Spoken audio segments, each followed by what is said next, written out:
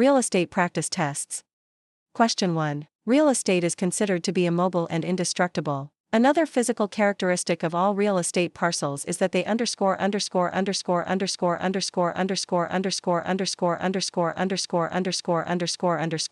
increase in value once improvements are added, decrease in value when improvements are added, are unique because no two parcels area the same, are scarce because there is a finite amount of land, and there is no possibility of creating more of it. All real estate is unique. No two parcels are the same. Even if two parcels were the exact same size, and contained the exact same improvements, the two parcels could not be situated in the same physical location. Scarcity is an economic characteristic of real estate, but not all real estate parcels are scarce. Furthermore, real estate parcels do not always increase or decrease in value with the addition of improvements. Question 2. A covenant that becomes part of the property rights and binds successive property owners is a covenant that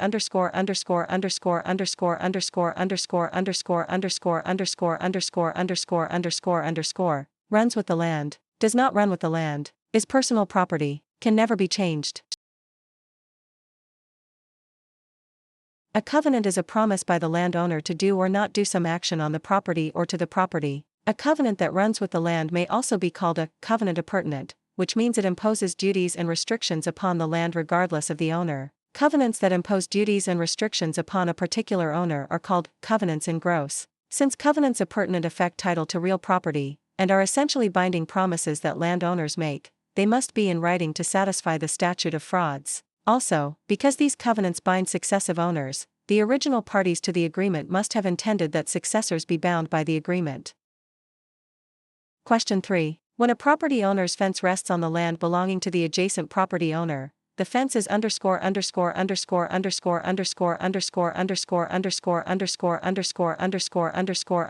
on the adjacent property, an easement by prescription, an easement in gross, an encroachment, an accretion. The fence is encroaching on the adjacent property. The adjacent property owner would do well not to ignore the encroachment, because after a certain period of time, as determined by statute, the owners of the fence might be able to persuade a court to grant a prescriptive easement for the fence, and the fence will remain. One course of action the adjacent property owner might take is to physically remove the fence, although that will likely cause a feud with the fence owner. Perhaps the best course of action is to give the fence owner written permission to use that portion of this property. Such written permission precludes a future prescriptive easement because it effectively negates the hostile use of the land, which is a condition required for prescriptive easement. Question 4. Legally, what is the nature of agency relationships between listing brokers and sellers? General agency, specific agency, universal agency, limited power of attorney. Specific agency, or special agency, means that a licensee may act on a principal's behalf only in limited ways for a limited time, generally, for only one transaction. General agency is an agency whereby the agent is given authorization to act as agent for a range of activities. Universal agency is unlimited rights to act on the principal's behalf. A limited power of attorney grants authority to act on the principal's behalf, but limits the authorization to only those acts that are named. Question 5. Which of the following is predetermined compensation that may be due to the seller if the buyer defaults on a real estate purchase contract? Compensatory damages, judicial damages, liquidated damages, reparable damages. Liquidated damages are monetary damages for breach of contract, where the parties agreed at the time of contracting on a reasonable figure for compensation to be paid in the event of a breach. The dollar amount of the liquidated damages must be reasonable in light of the anticipated or actual harm caused by the breach. If the parties agree on a figure, but that figure is found to be unreasonable, then in the interest of public policy, the clause will not be enforced. Question 6. A real estate broker verbally agreed to split a commission with an unlicensed person. This is a violation of real estate law. This is permissible, but the broker must first get permission from the state regulatory agency. This is unenforceable because the agreement was not in writing. A person who receives a commission that is based on the sale of real property must be licensed as a real estate broker. Some states have provisions that unlicensed person may receive a commission if that person lives in an apartment complex and refers a prospective tenant who ultimately signs a lease. However, in every state that allows this practice, the payment cannot be in cash. It must be in the form of a credit on the monthly rent.